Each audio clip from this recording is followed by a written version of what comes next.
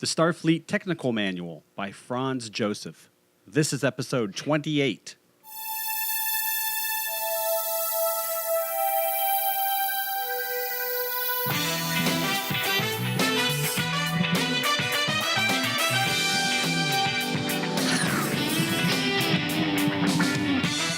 You're listening to 70s Trek with Bob Turner and Kelly Casto, the fan podcast that looks at Star Trek in the 1970s. It was the decade that built a franchise. Before Mr. Scott's Guide to the Enterprise, or the Star Trek Companion, and way before the Star Trek Encyclopedia. Way before. And yes, even before the Star Trek Concordance, no, there was the Starfleet Technical Manual. I'm Bob Turner. And I'm Kelly Casto.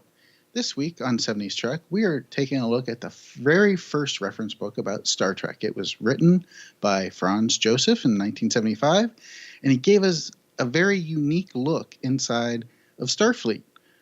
We're really excited to talk about this book. But first, let me tell everyone how you can find us. Just go to our Facebook page. It's facebook.com/70s Trek. We hope you'll leave us a question or maybe even a comment. Yeah, please. And our show is also on iTunes. Please head on over there and leave us a rating or a review if you want. It would be nice. If you do, it will help this show get into the hands of more people.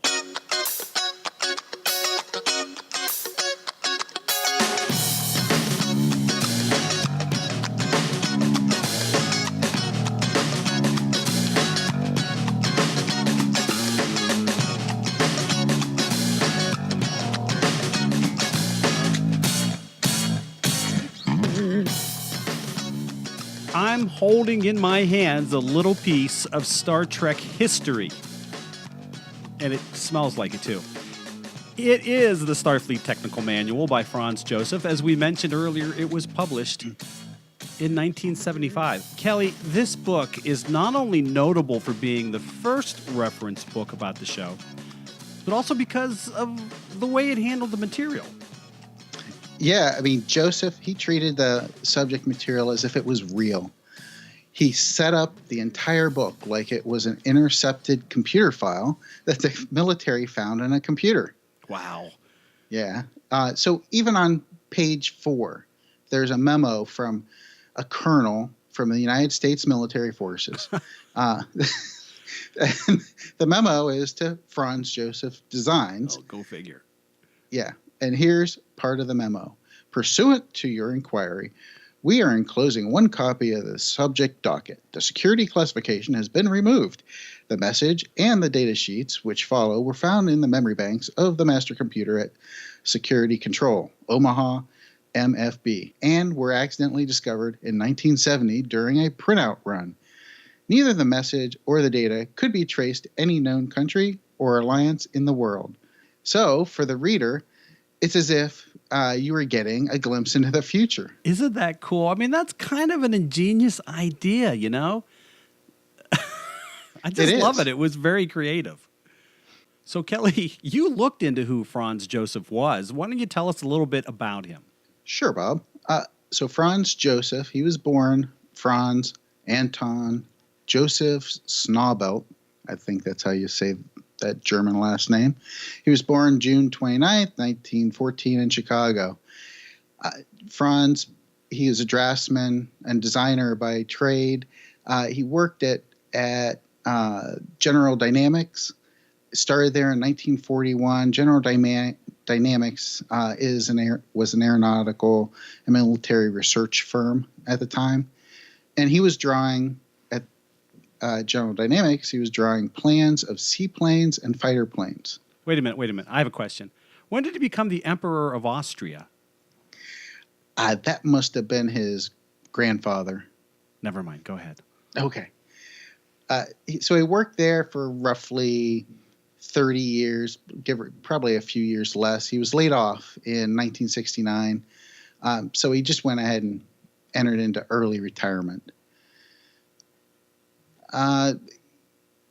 So what did he do after that? That's the important thing and why we're here. He started watching the original series with his daughter, Karen. And at the time, she was really into anime, believe it or not, back in the mid 60s. Wow. Yeah. And she was into costuming, creating costumes. She started creating costumes and wearing them to Star Trek conventions. Wow. A little known fact, she's credited with being one of the first cosplayers to attend conventions. Oh, wow. That's cool. In 1973, Karen takes her dad, Franz, to an inaugural night of Star Trek Association of Revival, or STAR, in San Diego, or the San Diego chapter. And there, he's looking at all this memorabilia, these kids, and he calls everybody that's less than 3 years, or that's younger than him by 3 years or more, kids. And everything I've read about him that just says that all the time, interviews and everything. It's kind of funny. So when I say kids, that's really what I mean. They're not juveniles. But he saw their memorabilia, and he's like, he told them, "You can do better." So of course they said, "Show us." Now this, it doesn't say it anywhere in what I read, but I would count this as the real catalyst that started, the Starfleet Technical Manual. Basically, they said, "I double dare you to do better." Yes, and he said, exactly. "Okay, I'm going to take this on." Exactly. Wow, that's wild. So what does he do? He goes home. He grabs some slides. So his daughter was buying stuff from Lincoln Enterprises, and so he had some slides. He's looking at these slides, and basically reverse engineered. The very first thing was the communicator. No way. Yeah. That's so cool. what he did? He's looking at the slides, and they're pictures, and he creates drawings from those pictures, and this is something he did back, early in his career during World War II, and he would take pictures of planes and create orthographic drawings, or Bob, I think you know what orthographic drawings are, but basically it's 3 views, front, side, and top, and he would create these from reference points and everything from these pictures. Well, that's what he did with these slides from the original series, and created the first one was the communicator. The next one he did was the phaser, and then the hand phaser. Took those to the next meeting, and these kids, as he calls them, just were blown away. And so he, obviously probably making copies, giving them to the kids and everything. So that's what got him started.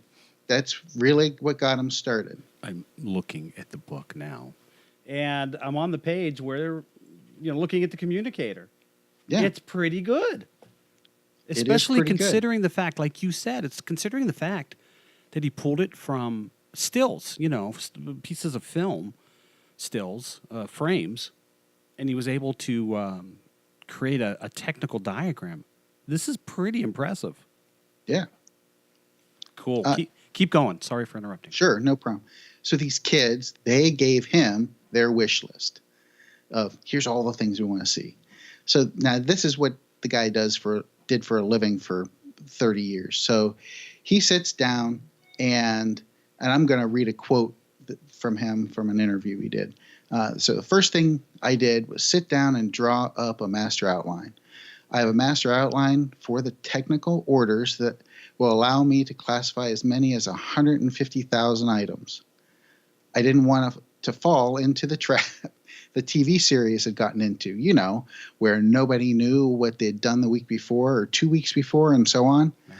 I also didn't want to get mixed up in assigning TO numbers or anything else, and the master outline was the answer for this. Nice.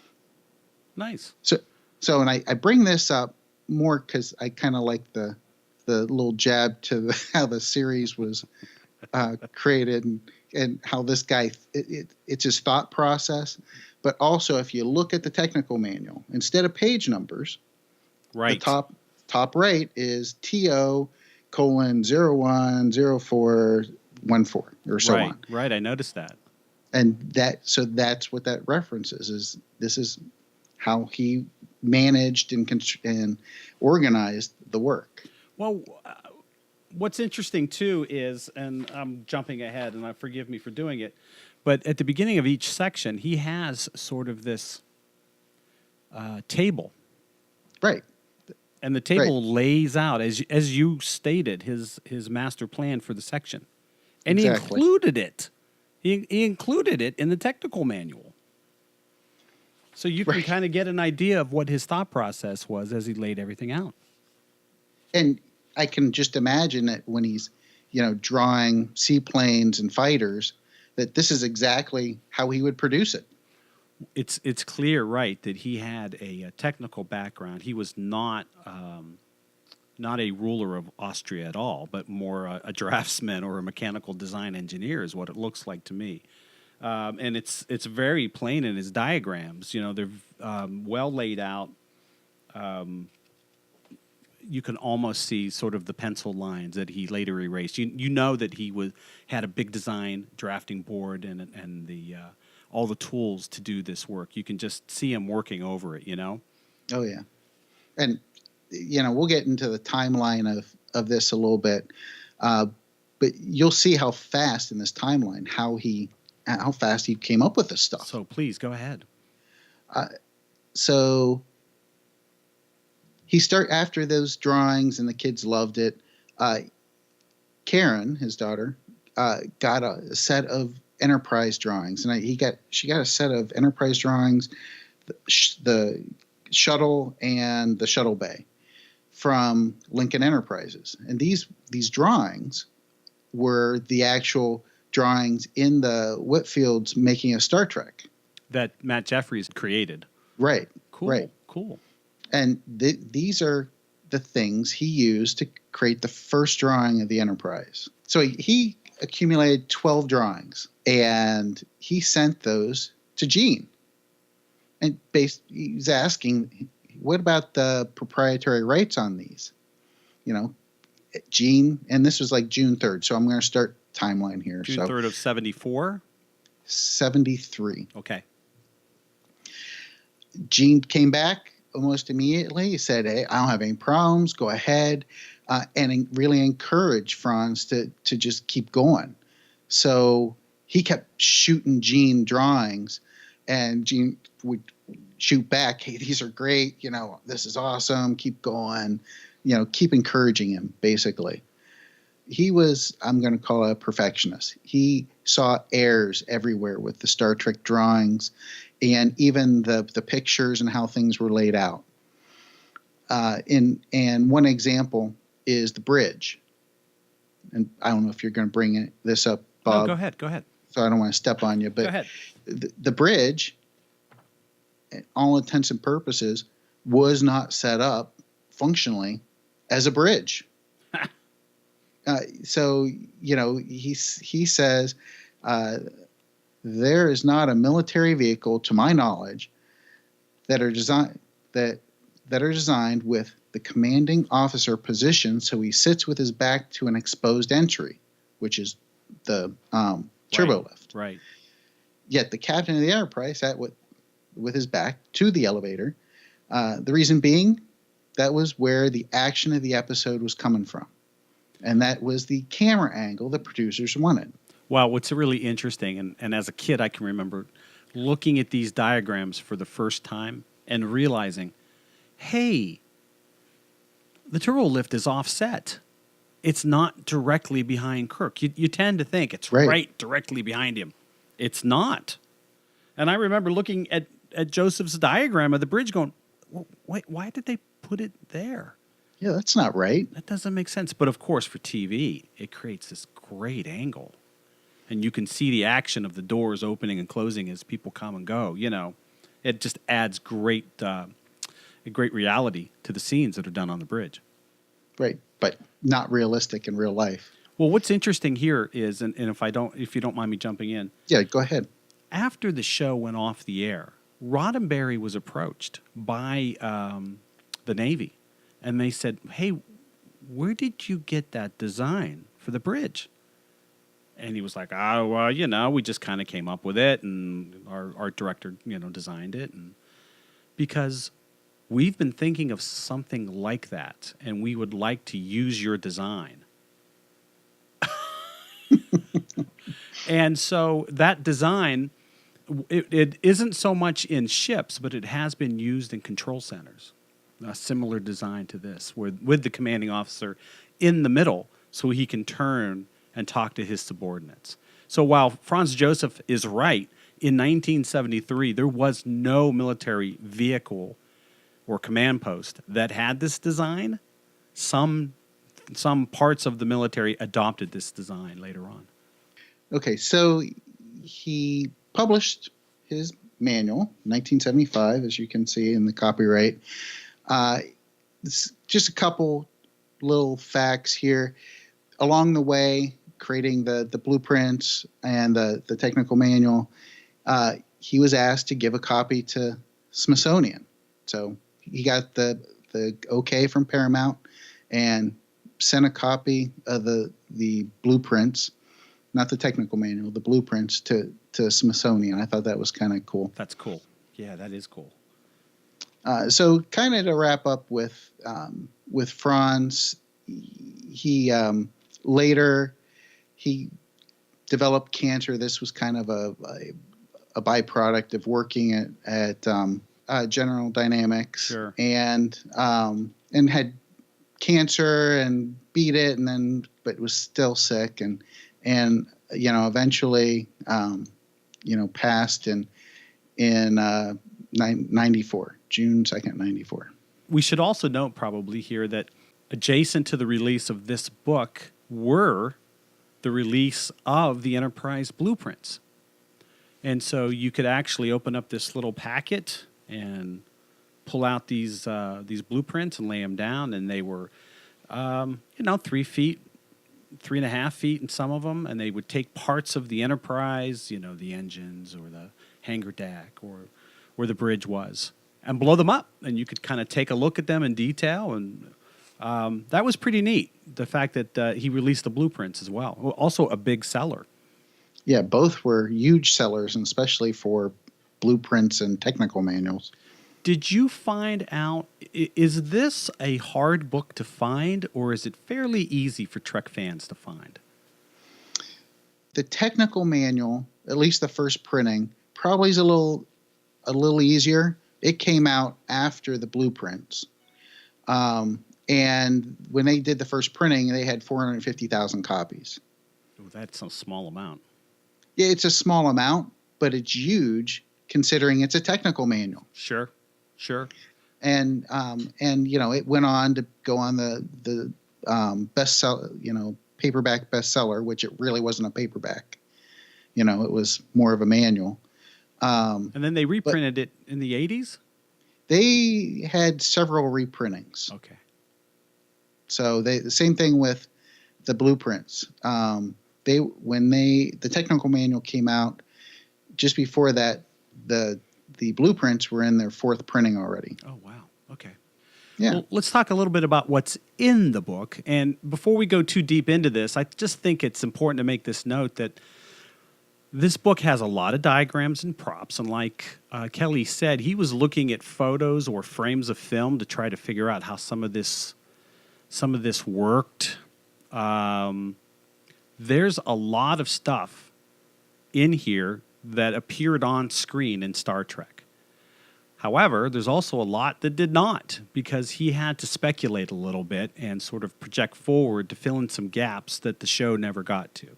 And we'll talk about some of that as we move through it, but it'll become obvious as we talk. So the book is 11 inches by 8.5 inches, so it's larger than a pocketbook, a paperback.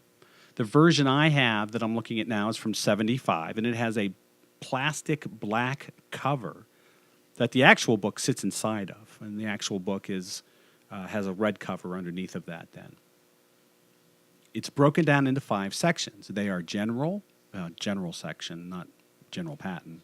There's a general section, a command section, sciences section, support services section, and then a miscellaneous section.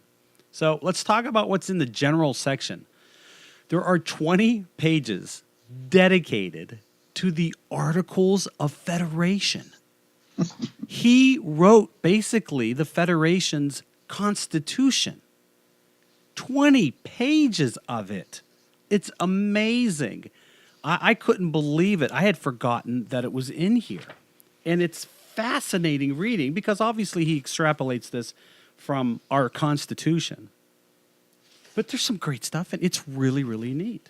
And it goes on forever because he just got into so much detail. There are also 2 treaties in here, which, just kind of neat. They included the treaties. There are 7 pages of diagrams of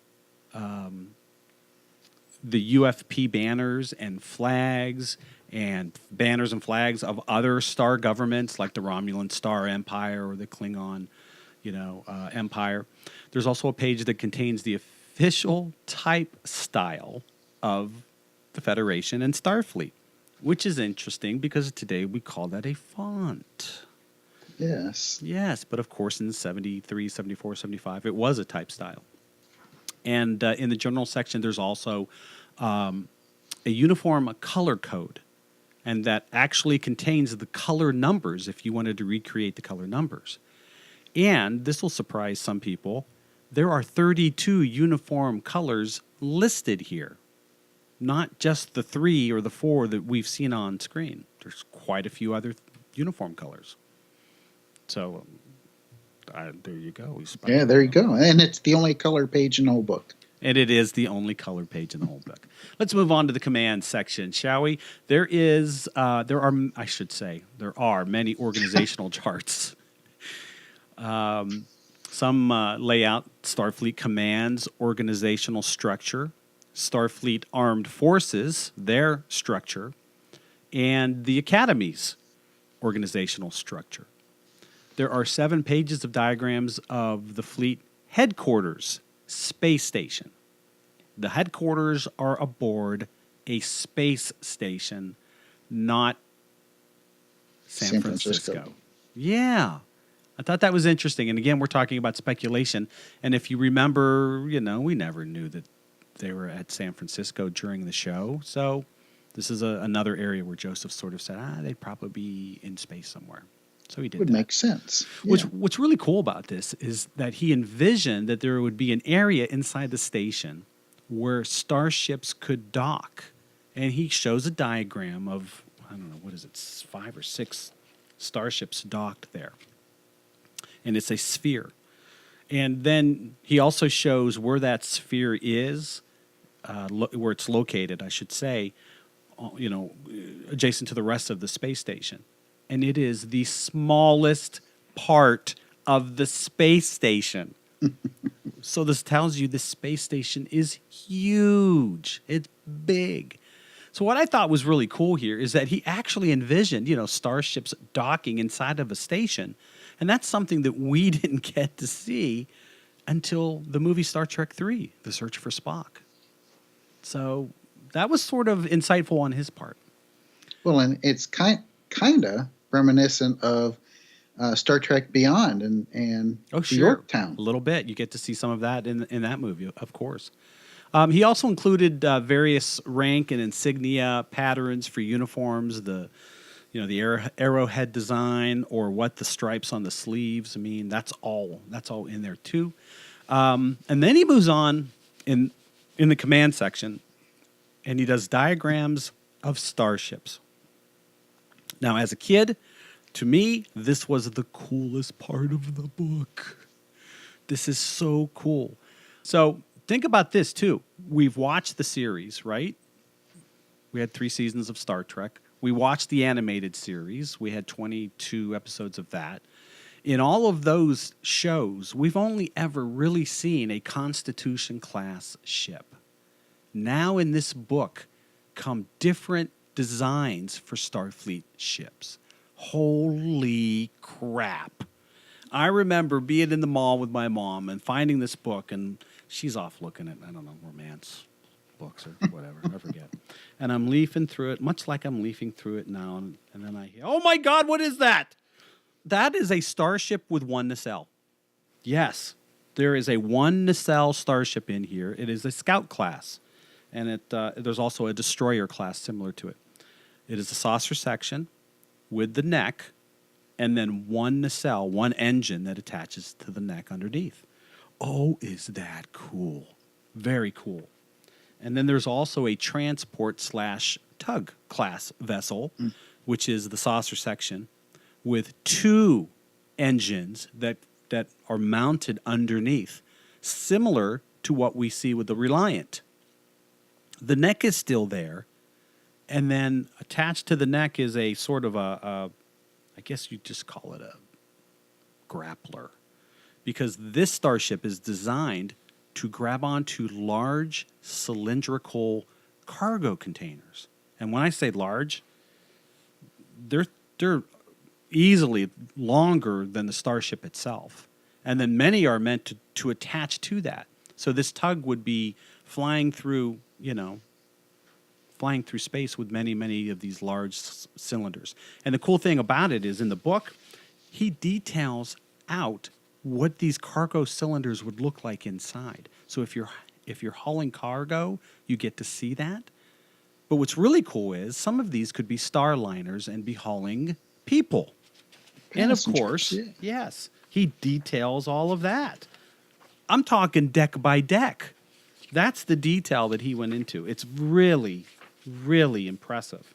It's incredible, and just like the Starfleet headquarters, he has common areas. Yes, I know. I did kind of gloss over that. You're right, though. And again, deck by deck, the swimming pool, hidden caves, a wilderness section, a cadet parade ground, a scenic rural productive area, crop farming area, single family living area laid out much like a neighborhood. It's incredible what's in this thing. A lagoon, the Orion lagoon. Park. Yeah. And these are all the different levels of the space station. So the detail that he went into in some of these diagrams is amazing.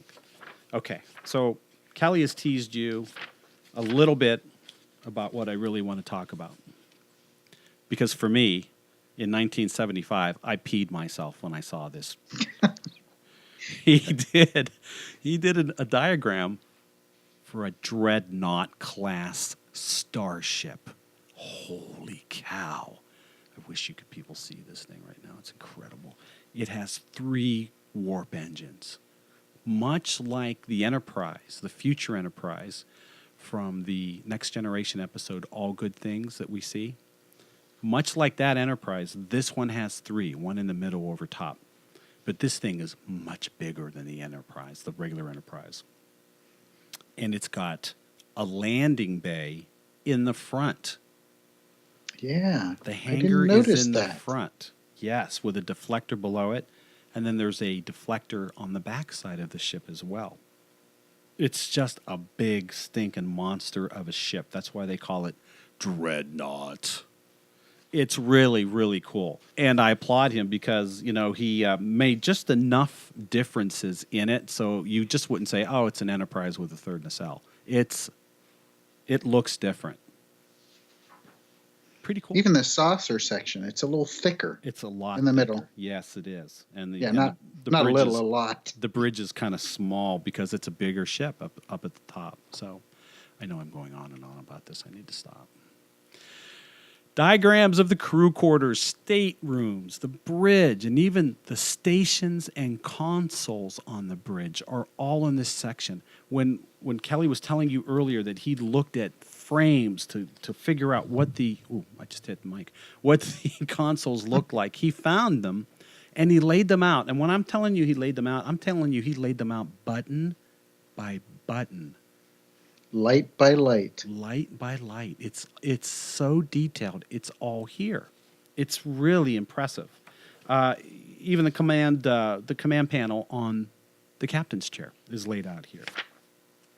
The astrogator, that piece of equipment that sits between Sulu and Chekhov, is detailed here. Very, very nice. I was very impressed by his detail.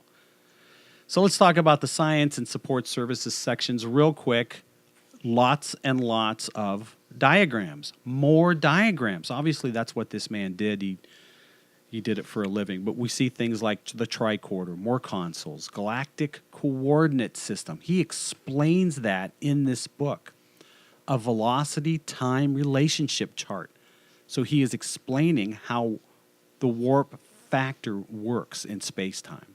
He has a diagram of the Milky Way and where roughly the Federation is inside the Milky Way. He has details of the engines, the transporter room, the hangar deck. I can't believe all the diagrams that are in here that he created. This isn't stuff that came. This isn't Matt Jeffries' artwork that he got a hold of. This is all unique. It's really impressive. It's a great document of what Star Trek was and could have been in 1975. And I think that's why this work is so important. Let me talk real quick about the last section of the book, and it's the miscellaneous section of the book. And there's a note at the end of the section, or I should say at the beginning of the section. The note basically is telling the cadets, because let's remember, this was a cadet training manual. It's telling the cadets basically, you'll have questions or you'll have ideas as you look through this technical manual. Write them down here in this miscellaneous section. And when you turn the page, there are then 6 pages of lined paper behind that to take notes. He included that in the book. I mean, that's really kind of ingenious. He really, really got into this idea that this is a record from the future and it's meant for cadets. And so I'm carrying this whole thing out. I'm just going to, it's all complete because they would have an area for notes. At least they did in 1975. When you did seminars and trainings, there was always a section for your notes. And so he included that. Final thoughts, Kelly? Well, so just not to bring us down a little bit, but let me just read a quote from Franz. And this was an interview he did. He says, "As I've told you at the beginning, I'm not an avid fan." Can you believe that? That's crazy. Sure, it's great. The kids are having fun and everybody enjoys it, and more power to them. But I have to compliment the production and the acting. But some of the stories were fierce, meaning terrible. Right, not good. But nonetheless, they still hold up as reruns. For what little I know about the business, I would say this is a mark of some very good work.